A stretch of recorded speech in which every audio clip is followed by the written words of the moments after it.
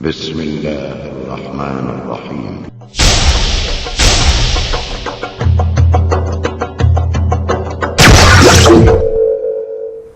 Okay. أعوذ بالله من الشيطان الرجيم. بسم الله الرحمن الرحيم.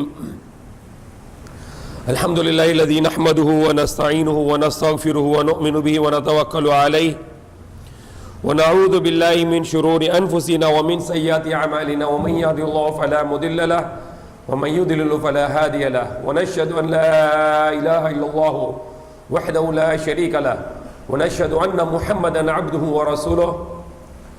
وقال الله تعالى: أولم ير الذين كفروا أن السماوات والأرض رتقا ففتقناهما وجعلنا من الماء كل شيء حي أفلا يؤمنون.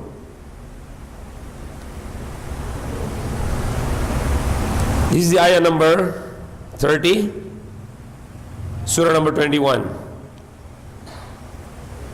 And another ayah is ayah number 47, the surah number 51, surah Al-Zariyat. وَالسَّمَاءَ بَنَيْنَاهَا بِأَيْدٍ وَإِنَّا لَمُوسِعُونَ. If you get these two ayah of the Quran, you already have the knowledge of a big branch of physics, the two ayah of Quran. And then it speaks about the very important facts of modern physics in relation with the universe. In relation with the universe. And ayah number 21, the ayah number 30 of surah number 21, Surah Al-Anbiya, it also speaks about the biology. But this is not our topic for tonight. Our topic for tonight is only about a universe. We are going to talk about the universe tonight.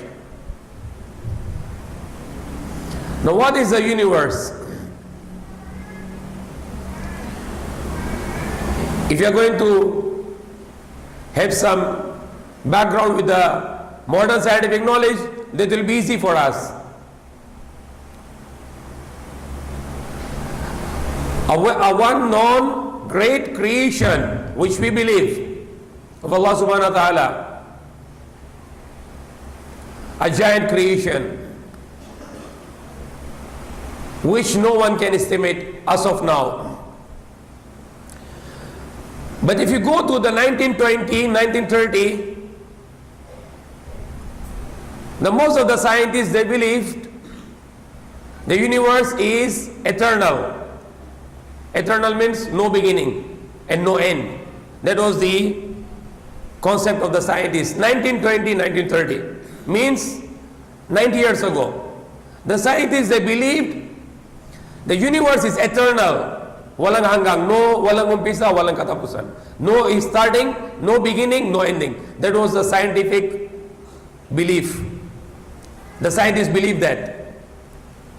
But the science world was changed after the discovery of Big Bang theory, which is known as a proof, which is known as a fact today. It's not anymore a theory, it becomes a fact now, because there are evidences for Big Bang theory. After the Big Bang theory was proposed and later it was proven, because in the scientific field, if you are a scientist, if I am a scientist, or if any one of you are scientists, if you propose any theory, no one can reject it unless they prove it wrong. That is the scientific way. If somebody say the earth is spherical, because before the scientists believe the earth is flat, but when the scientists give the theory the earth is spherical, nobody can refuse his theory unless they can prove it wrong. If you cannot prove it wrong, you have to believe that. And once you prove it wrong, you tell this scientist, get out from here, because you prove your theory wrong. Like example, the Darwin theory. The Darwin theory was proposed by Charles Darwin. The sound is okay? Sound okay? Okay. The British man, Charles Darwin, you can even call him Dajjal, one of the Dajjal. a liar. Because Prophet Muhammad said, there will be 30 Dajjal, Salasuna Dajjal. So one Dajjal, I believe that Charles Darwin was one of the Dajjal, because Dajjal is a liar. And he lied, Sinowaling, he lied that we, all human beings, we came from monkey.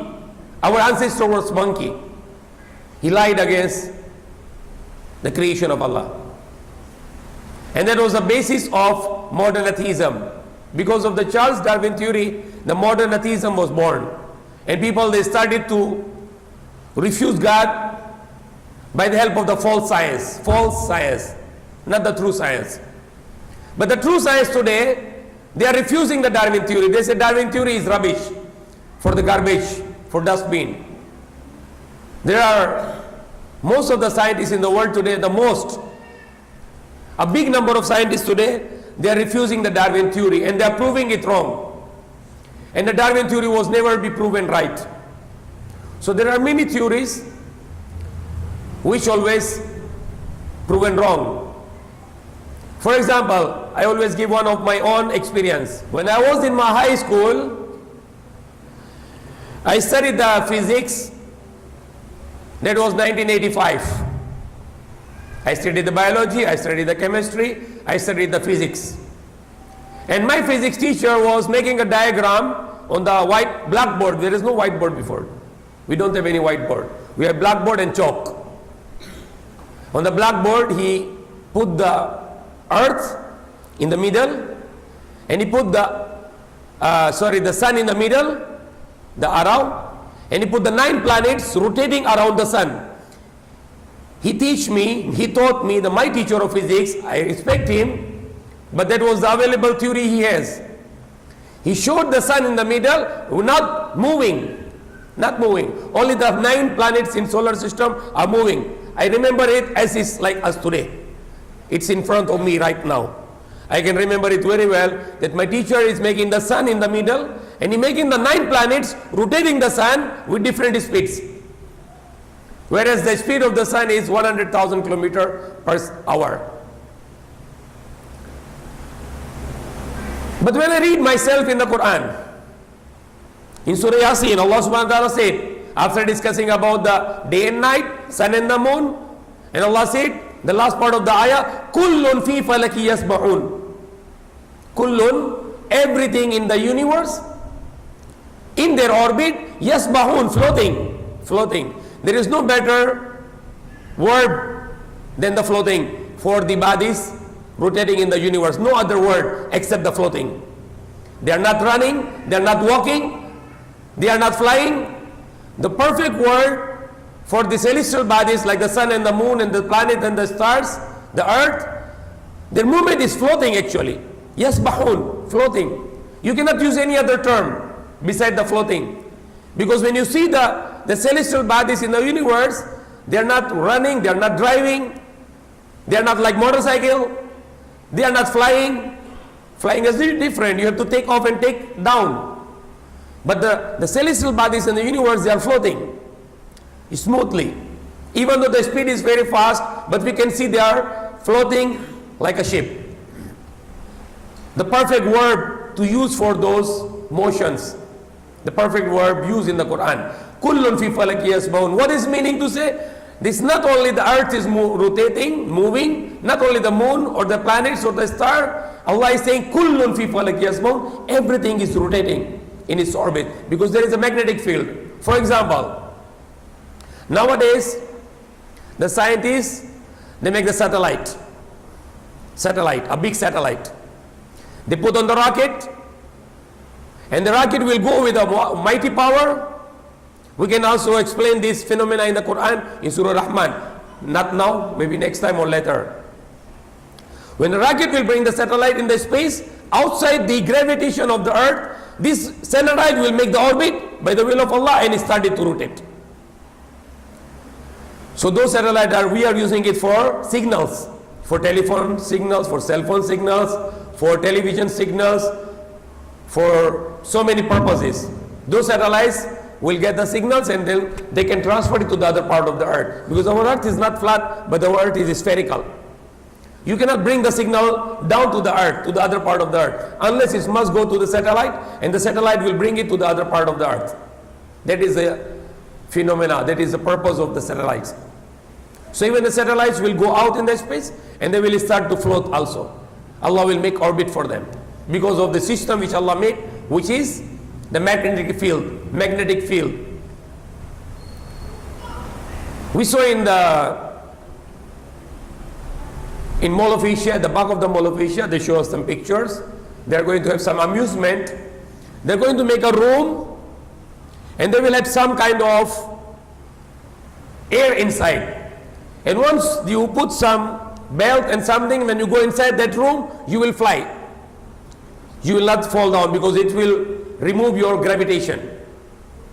So same phenomena is in the universe today. There is a magnetic field which controlling all the celestial bodies, which are in big numbers, 300 billion galaxies, and in every galaxy more than 300 billion stars. It's even hard for us to count all our life.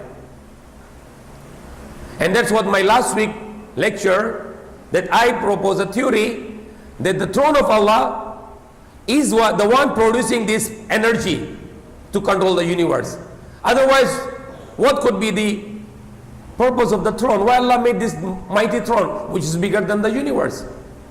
And I proclaimed last week that one of the purpose of the throne of Allah is to expand the universe.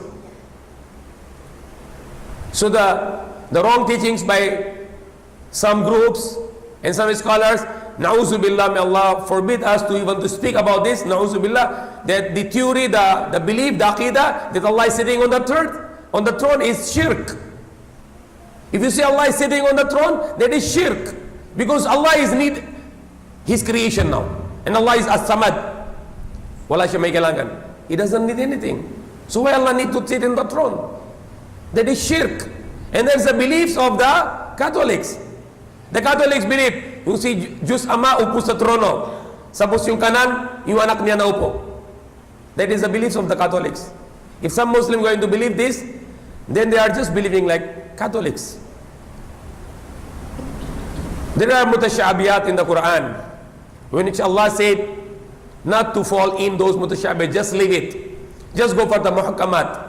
But people try to go for the mutashabiyat and concluding the results, and there are many groups who were misguided because of that. So many groups in the past, they were misguided because of making ta'wil for mutashabiyat. And Allah said not to do this.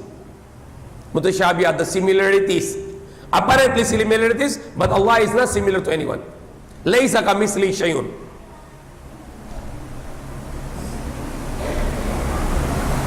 When Allah will talk to Isa alayhi salam on the day of judgment, is mentioned in Surah Al-Ma'idah in the last part, and Allah will say, did you say that to worship you and your mother beside me? And the Isa alayhi salam will say, no, I did not say what I have no right to say. A'lamu ma fi nafsi wa la a'lamu ma fi nafsik. So word used here, nafsik, is not meaning the soul of Allah, na'uzubillah, but the self of Allah. When Allah said, kullu shay'in halikun illa wajhu, what is the meaning of this? Some people, they translate, everything will be perished except the face of Allah. Wrong translation. Everything will be perished except the self of Allah. If you say everything will be perished except the face of Allah, you're making a trouble. The translation there is, everything will be perished except the self of Allah. Maliban yung personality ng Allah, except Allah subhanahu wa ta'ala. So people are ta'wiling, making ta'wil for the mutashabiyat and making the trouble. So that's why I speak last week for that topic. Istawa ala al-arsh, it could be meaning that Allah is controlling the universe through His arsh, because that's the purpose of the throne, to control. So what Allah subhanahu wa ta'ala said, أَوَلَمْ يَرَ الَّذِينَ كَفَرُوا أَنَّ السَّمَوَاتِ وَالْأَرْضَ كَانَتْ رَتْقًا فَفَتَقْنَاهُمَا وَجَعَلْنَا مِنَ الْمَاءِ كُلَّ شَيْءٍ حَيٍّ أَفَلَا يُؤْمِنُونَ. Allah is speaking here and saying, did not the disbelievers see that the heavens and earth were joined together as one? فَفَتَقْنَاهُمَا, then we split them asunder.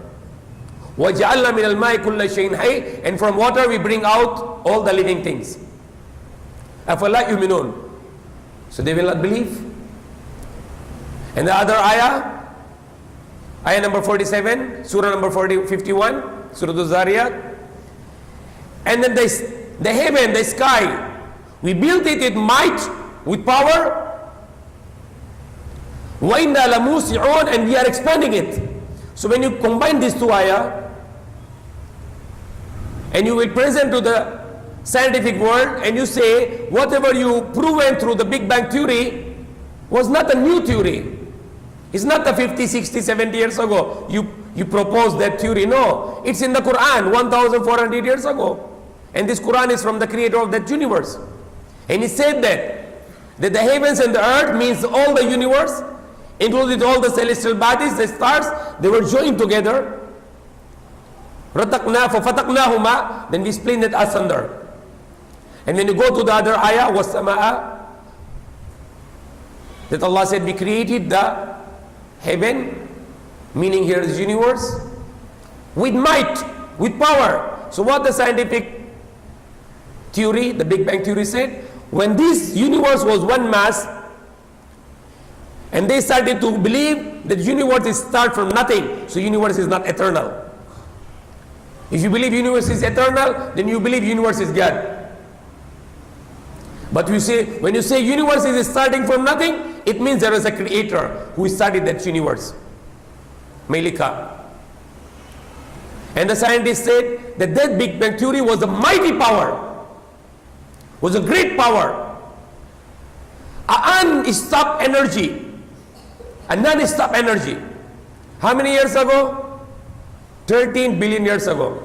13 billion years ago, means 13,000 million years ago, that energy was, by the will of Allah, produced that creation of universe.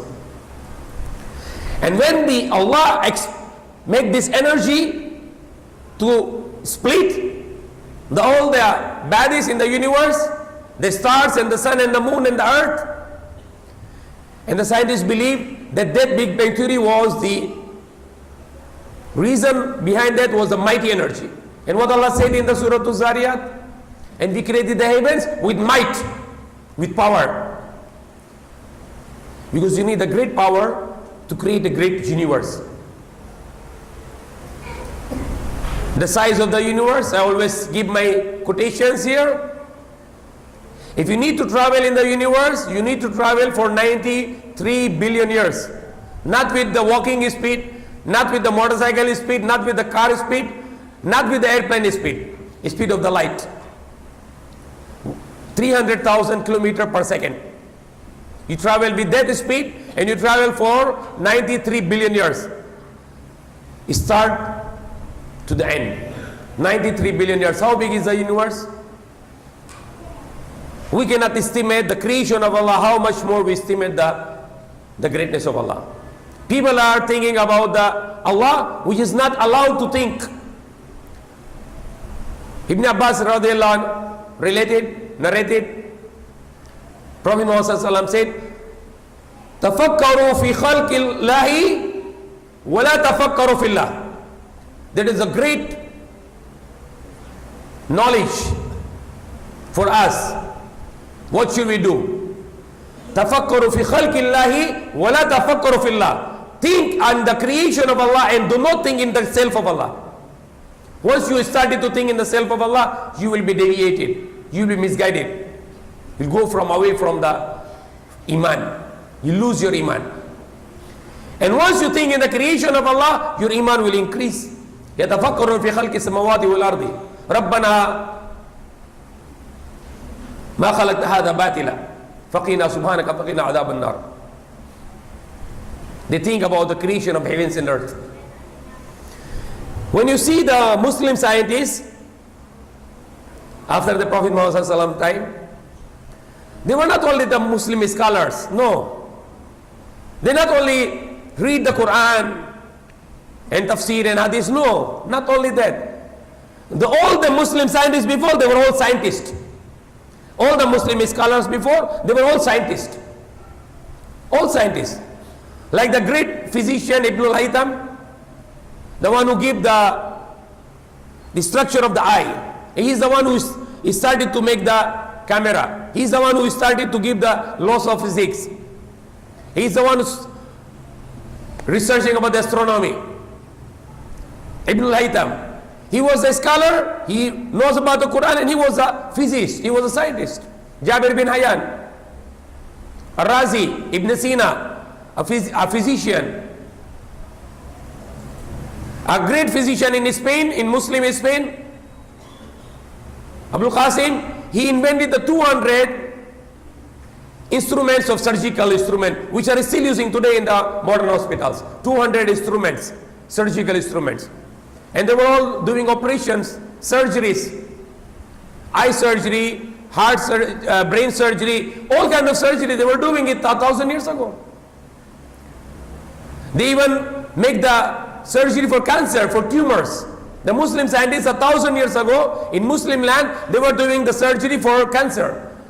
Whenever they know there is a cancer, they cut the body and they take out the tumor, that cancer, they take it out, not to let it grow big. But what the scholars are doing today? What the scholars are doing today? They are away from the science. They started discussing in the self of Allah. And they are starting to making trouble in the fiqh, and they are trying to make everything halal now. For example, I give one example, my favorite example, Islamic banks. In all the Muslim countries, all the Islamic banks, they are haram, they are riba. They are same like the conventional banks. But the Muslim scholars, they are giving fatwa, it's halal. But it's not halal. The same concept of conventional banking, same like Citibank, same like the Standard Chartered Bank, same banking system. They just change the word's name, Murabaha, Mudariba, Musharika. But they are the same like the conventional banks. But only the difference, they are charging more interest. Islamic banks charging more interest than the conventional banks. These scholars are going to the wrong way. Not only themselves, they are making themselves are misguided, they are misguiding the masses. They are misguiding the ordinary Muslims. For example, because you have no Islamic banks here except the Amana Bank. You go and check the Amana Bank in Makati, Tordesillas Street. Bankrupt already, 8 branches nationwide. Totally riba. But I give more easy example. For example, there is a well-known fatwa from the scholars, mostly from Arab scholars, that you can go and eat Jalebi, KFC, McDonald's. And there are many Muslims, they are just eating it because they say there is fatwa. They just eat. You can go and check. Don't believe to me. Go in Quiapo, go in Marlika, Green Hills, and check the Muslim eating Jalebi, KFC, McDonald's, they eat. And you ask, brother, is it halal? Say, no, that's not halal, but there is fatwa. Do you mean that is haram, but you can eat because your alim said you can eat? So your alim can make something halal which Allah make haram? That is shirk. That is shirk. If you make something halal which Allah make haram, you are committing shirk. Because you are trying to be equal to Allah. You are legislating yourself what Allah legalize it haram, you make it legalize as halal. You committing shirk, and I have the proof for that. اتخذوا أحبارا ورهبانا وأربابا من دون الله والمسيح ابن مريم. This ayah is a proof. They took their ahbar, their ulama, and their rahban, their monks, as lords beside Allah. And Masih ibn Maryam, the Jesus Christ, son of Mary, they take him as Lord also. So one of the Sahabi, Adi bin Hadim radiallahu anhu, he came to Prophet Muhammad sallallahu alaihi wasallam. He said, we used to worship Jesus Christ, Masih ibn Maryam, but not our ahbar and rahban. We did not worship them. And the Prophet Muhammad sallallahu alaihi wasallam explained more or less meaning of the hadith. If they make something halal which Allah make haram, and they make something haram which Allah make halal, if you believe this, then you are worshipping them. So do not just believe anybody, any alim scholar, and just believe it because he's alim scholar. No, ask him the evidence, Quran and hadith. And hadith must be not contradicting the Quran. If any hadith contradict Quran, we will not accept it. Because this is our discussion here. For example, we had a discussion before here. The person who is dead now, and there was a lecture here, that person, his soul is tortured because his relatives are crying. And I argued this. I said, no, I don't accept it. Because وَلَا تَزِرُ وَازِرَةٌ وِزْرَ أُخْرَى. You only pay for what you did wrong. وَلَيْسَ الْإِنسَانِ إِلَّا مَا سَعَى. The man will not get except what he worked for. So we don't believe like Christians that original sin, that you pay the sin of your forefathers. No, you pay your own sin. The father will not pay the sin of the son, and the son will not pay the sin of the father. That's our doctrine in the Quran.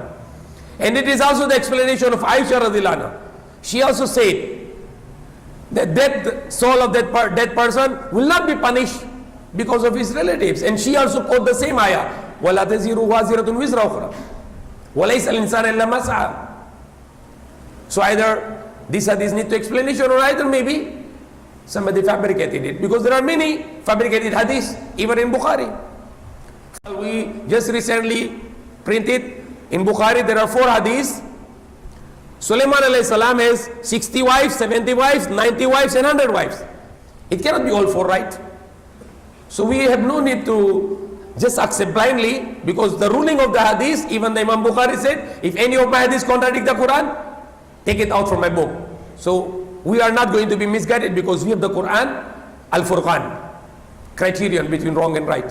If any hadith contradicting the Quran, we reject it. Easy for us. Not like the Christians, their book is corrupted, so they don't know where to go. Now they have a way to go, it's the Quran. They have to come to the Quran. So we have evidence, Quran and Sunnah, the hadith. And if any hadith will be fabricated by the people, it will be against the Quran. The Quran will reject it, because Quran is Al-Furqan, the criterion between right and wrong. So now what is my basis here? The Jollibee, KFC and McDonald's is not halal. Because I'm just also speaking, and you should not believe me unless I give the evidence. What is my evidence?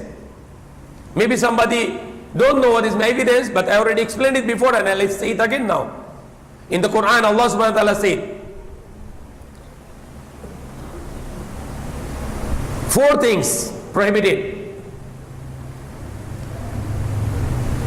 إنما حرم عليكم الميتة والدم ولحم الخنزير وما أهل لغير الله به. Allah subhanahu wa ta'ala said, surely prohibited for you the dead animal, mayta.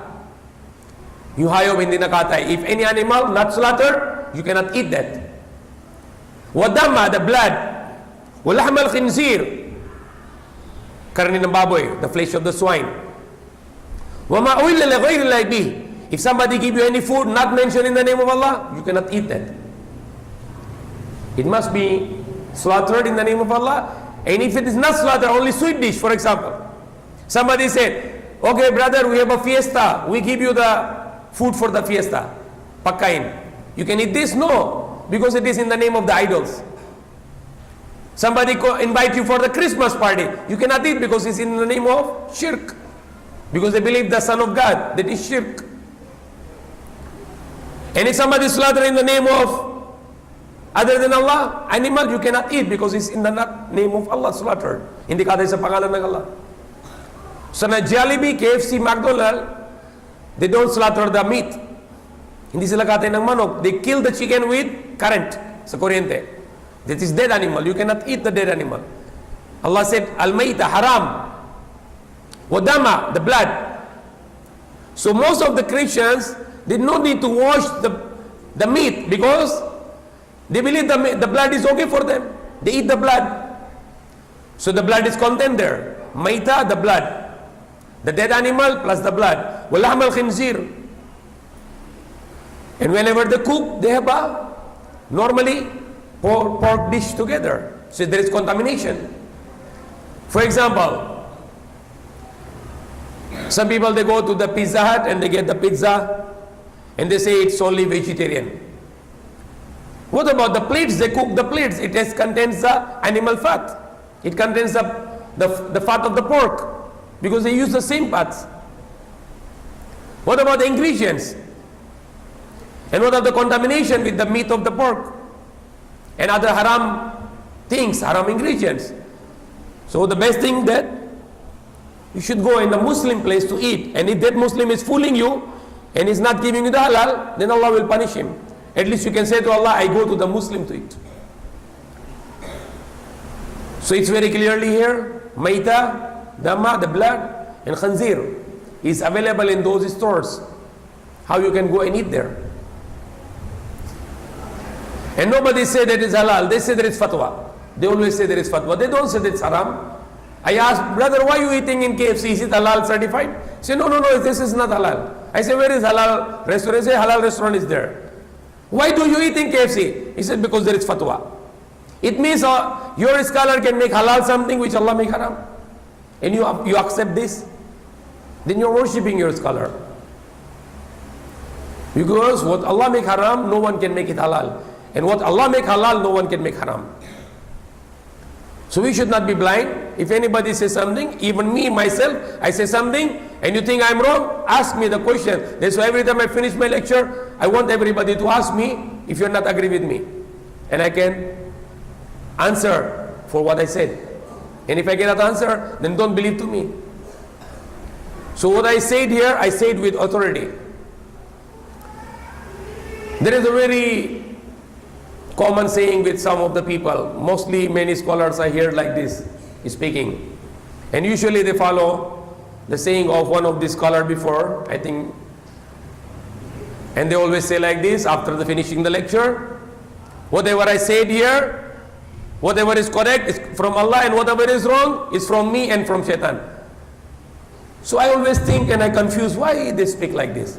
And finally I was very offended. I said to that man who was making khutbah many years ago in masjid before in Canton, that person he khutbah, and he always say like this. And one time he said that whatever I said, whatever is good is from Allah, and whatever I said wrong, it is from me and from shaitan. And I was confused. I said, brother, how you can say that? Are you not sure you are talking right or wrong? You must be sure that you are talking right. If you are not sure, then no need to talk anymore. So when you are talking something, you may be sure that you are talking right. If you are not sure you are talking not right, then don't talk anymore. Make sure that you are talking right. Because in Islam is no guessing. You don't need to guess something. No guessing in Islam. In Islam is the haqq, the truth. When you speak with the evidence. Speak with the assurance. Sigurado. Not like, baka totoo yung sinabi ko, baka wala yan sa ganito sa Islam. Walang siguro-siguro. Sigurado. When you talk something, make it sure you are talking right. Because if I say to you, for example, ano yung sinabi ko tama, sunod kayo kung ano yung sinabi ko hindi tama, wag na kayo sunod. Nagulot kayo lahat. Magulo na. Ano yun? Anong tama ba? Ano pa tama dito? Hindi namin alam. Di ba? You will confuse, di ba? When I say something, I say sure that is right. If I say whatever I said right, follow, that is magulo. Don't speak like that. When you see something, you say that is right. You must have the evidence from the Quran and from the Hadith.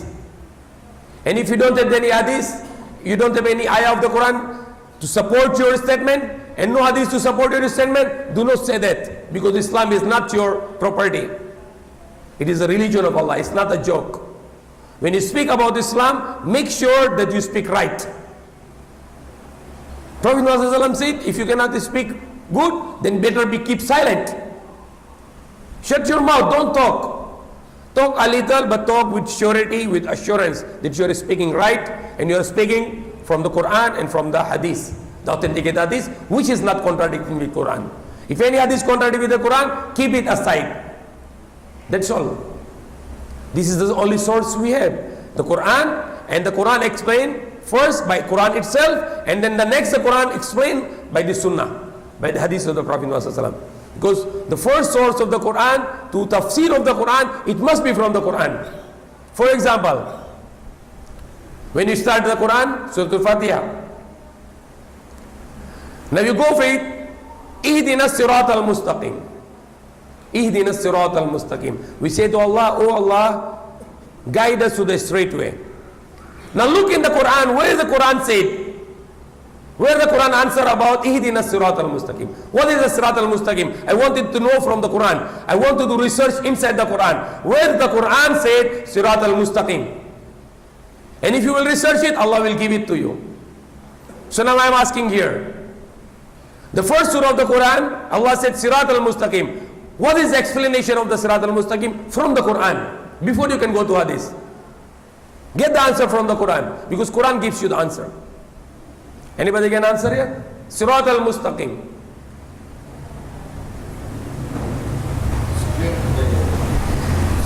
Not your word, word of Quran. What Allah said. Give me answer from the Quran. Sirat al-Mustaqim. What is the Sirat al-Mustaqim? Explained in the Quran. I want direct Sirat al-Mustaqim, explanation of Sirat al-Mustaqim. That could be also Sirat, the one you said, Sirat al-Ladina, those anamallahu. But there is ayah in the Quran in Surah Yasin, وَنِعْبُدُونِي هَذَا صِرَاطٌ مُسْتَقِيمٌ.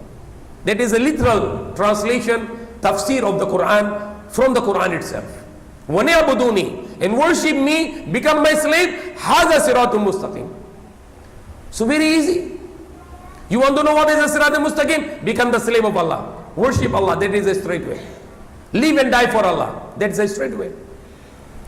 And ponder to the word of Allah. Now what we start with Quran? Bismillah. And before you read the Quran, there is a command of Allah to seek the refuge of Allah from Shaitan al-Rajim. A'udhu billahi minash shaitan al-Rajim. فَإِذَا قَرَأْتَ الْقُرْآنَ فَاسْتَعِذْ بِاللَّهِ مِنَ الشَّيْطَانِ الرَّجِيمِ. So whenever you read the Quran, seek the refuge of Allah, the protection of Allah from Shaitan al-Rajim. What is the Rajim? What is the Rajim? Rajim. Yeah, what is the meaning of Rajim? Rajim. Okay. Rajim can have meaning outcast. Okay, outcast. Outcast meaning? Like brother Mikhail, come here. Okay. Maybe the new people will see, okay?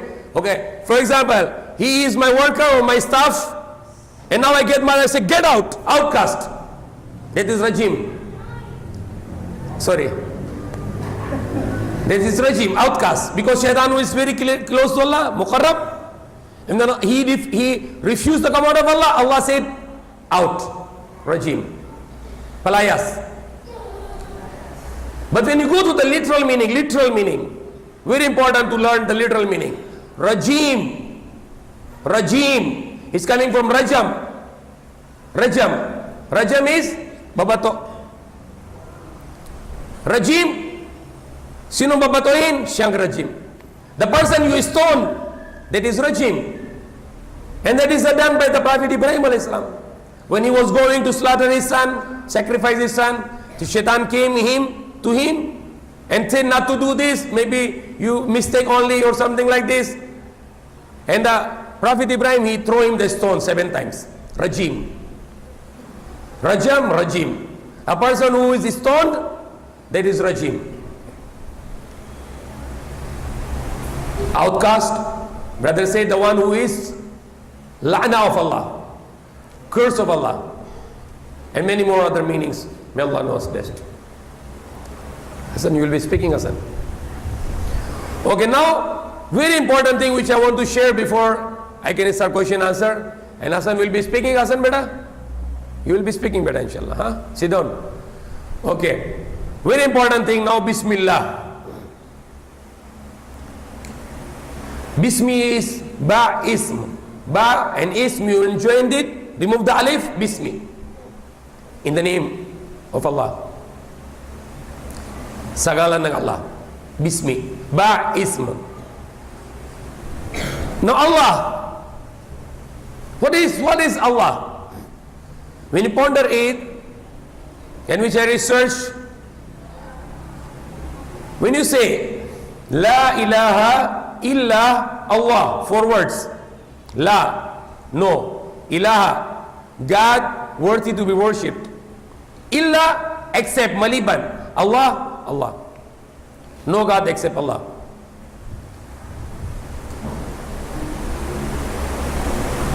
Now the Christian, they know the word ilah. Ilahi. Ilahi. What is the meaning ilahi? That is the word of Aramaic, but it's Arabic, ilahi. When you say ilahi, my God. Ilah, ilahi. Ilahana. What is the meaning ilahana? Ilahana means is our God. Ilahana means is our God. For example, Rabbi, my Lord. Rabbana, our Lord. Ilahi, my God. Ilahana, our God. Now try to see Allah. What is, how many letters in Allah? How many letters in Allah? 4. 4 letters. Alif, Lam, Lam, Ha. Double Lam. Allah. Alif, Lam, Lam, Ha.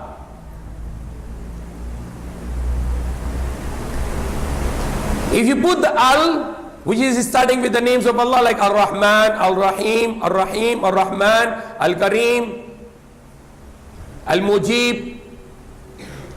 So there is also Al with the name of Allah. And you get the Al and you put another name of Allah, Ilah, Al-Ilah. When you join these two words, Al and Ilah, the one alif will remove and it becomes Allah. The only God worthy to be worshipped. Al-Ilah. When you join this, it becomes Allah. And if some people say, we're not agree with this, then there is no problem with this. You can go and research. And tell me what it could be, what it other than that could be. Al-Ilah. When you join it, in Arabic grammar, you have to remove the alif. So when you remove the alif, it becomes Allah. Al-Ilah, it becomes Allah. So that is one of the explanation which I learned myself. If somebody can go and research more, then they can also share. Okay, Subhanallah, Alhamdulillah, Allahu Akbar, La ilaha illallah, Allahumma salli ala Muhammadi wa ala alihi wa sahbihi wasallim.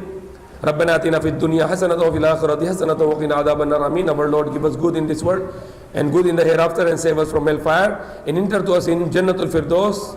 Amin. In paradise. Amin. Subhana rabbika rabbil izzati amma yasifun. Wassalamu ala mursalin. Alhamdulillahi rabbil alamin.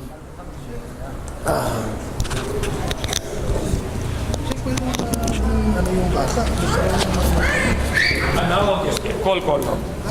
Kasi he has no father already. Okay, halika.